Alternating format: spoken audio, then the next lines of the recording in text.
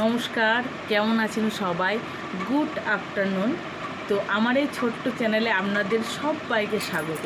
আমি জ্যোতিদি এসে পড়েছি আবার আপনাদের সঙ্গে গল্প করব বলে, কিছু কথা শেয়ার করব বলে। তো আমি আমার অভিজ্ঞতা দিয়েই শেয়ার করছি। তো আজকের আমার টপিক হলো, আমার একজন ফ্রেন্ড আমাকে জানতে চেয়েছে যে এই টপিকটা দিদি তুমি তুলে ধরো। তো টপিকটা অনেকেই এই নিয়ে অনেক ভিডিও করেছে, সবার ভিন্ন ভিন্ন মত। আপনাদের যেটা পছন্দ সেটা নিয়েই চলার চেষ্টা করবেন, তবে আমি আমার কথাটাই আপনাদেরকে বলছি। তো সবার নিজের পছন্দ তো থাকেই, তাই না? সেখানে তো কারো হাত নেই। তো আজকের আমার টপিকটা হলো বধূ নির্যাতন। নির্যাতন যাকে বলে, এটা তো বধূ নির্যাতন আজকে না, এটা যুগ যুগ ধরে চলে আসছে। আজকে না, সেটা আমার মা, তার মা, তার মা, তারও আমল থেকে এই জিনিসগুলো কিন্তু চলে আসছে। এটা কিন্তু চলে আসছে এখনও, যে এই 2025-এ এসে এটা থেমেছে তা কিন্তু থামেনি, এটা কিন্তু চলছে, এখনও চলছে। তাই এটার ফার্স্ট কারণ হলো পণ প্রথা। অবশ্যই হলো পণ প্রথা। তো পণ প্রথা এমনই একটা জিনিস যেটার জন্য এই প্রবণতাটা বেড়ে যাচ্ছে, বধূ নির্যাতনটা বেড়ে যাচ্ছে। আসলে এর জন্য কিছুটা আমি একটু আমার মতটা আপনাদেরকে জানাই, যে কিছুটা মেয়ের বাবাও দায়ী। তার কারণ হলো, আপনি আপনার মেয়েকে বিয়ে দেবেন ভালো থাকার জন্য, অবশ্যই দেবেন। তাই বলে তাদের চাহিদা অনুযায়ী তাদেরকে পণ কেন দেবেন? আপনার মেয়েকে কিছু দিতে মন হলো, সেটা আপনি দিতেই পারেন। তাই বলে এত কিছু না, তারা যেটা চাইবে সেটা আপনাকে দিয়ে দিতে হবে।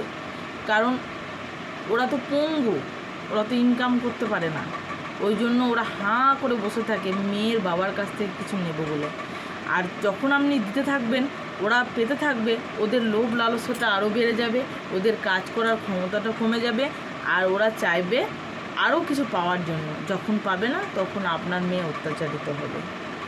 আমিও কিন্তু অত্যাচারের শিকার হয়েছি, আমিও হয়েছি। আমিও এই ডিসিপ্লিন থেকে আমিও বাদ যাইনি, আমিও অত্যাচারের শিকার হয়েছি। কিন্তু আমি এই সিচুয়েশন থেকে বেরিয়ে এসেছিলাম। আমার জীবনটা একদিন আমি ভিডিওতে বলেছিলাম অতটা সহজ ছিল না। আমার জীবনে প্রচুর প্রবলেম ছিল। তো আমি সেটা থেকে বেরিয়ে এসেছি, কারণ সেটা নিয়ে একদিন যদি কেউ জানতে চাও, তাহলে আমার জীবনে একদিন অবশ্যই বলবো। তো আজকে তো আমার জীবন নিয়ে আমি বলতে বসিনি। তো আজকে যেটা বলছি সেটাই বলার চেষ্টা করছি, যে তো কি বলবো, যে এর জন্যই আপনাদের মেয়েরা অত্যাচারিত হয়। আর বেসিক্যালি অনেক মেয়ে প্রতিবাদ করতে পারে না, কিছু মানুষ প্রতিবাদ করতে পারে, কিন্তু বেশি প্রতিবাদ করতে গেলে তাদের আবার অনেক রকম প্রবলেম এসে যায়। অনেক সময় তাদেরকে হত্যাও করা যায়। এত পুলিশ কেস এত কিছু হয়, কিন্তু এই জিনিসটা কিছুতেই কমে না। তাই এই সমাজ থেকে মুছে ফেলতে গেলে পণ প্রথাকে মুছে ফেলতে হবে। কিন্তু আপনি মুছে ফেলবো বলবেন, আমি ফেলবো, আরেকজন তো ফেলবেন, আরেকজন দেওয়ার জন্য বসে আছে। এর জন্য পুলিশ অনেক আইনি ব্যবস্থা অবশ্যই নিয়েছে, তবুও কিন্তু এখনও পর্যন্ত কমেনি। এখনও খবরের কাগজ, টিভির পর্দা সমস্ত কিছু দেখলে আপনি বুঝতে পারবেন যে এখনও পর্যন্ত এই জিনিসটা রয়ে গেছে, ঠিক ছোট্ট টিউমারের মতো। তো এই টিউমারটাকে সমূলে নির্মূল করতে গেলে কেটে বাদ দিলেও হবে না, এটাকে ধরে মেডিসিন খেতে হবে আর কি।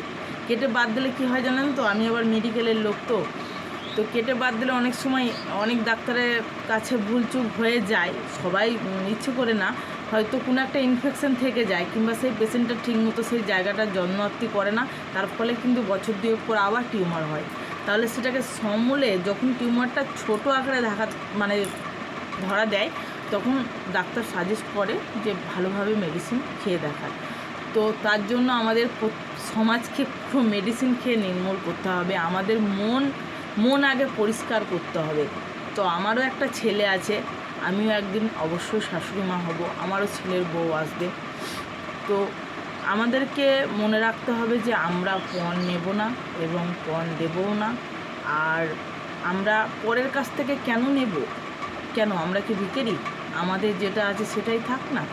তার মেয়েকে দেবে, সেটা তার মেয়ের, সে তার ইচ্ছে মতো তার মেয়েকে দিতে পারে, কিন্তু আমরা হাত পেতে কিছু চাইতে পারি না। এমনকি আমার যদি ক্ষমতা থাকে, তো আমাদেরকে বলা উচিত যে না, আমরা কিছু নেব না। আমাদের বাড়ি যা আছে সেটা নিয়ে আপনাদের মেয়েকে আমরা সাজিয়ে দেবো। তাহলে এই প্রবণতাটা থাকবে না। আর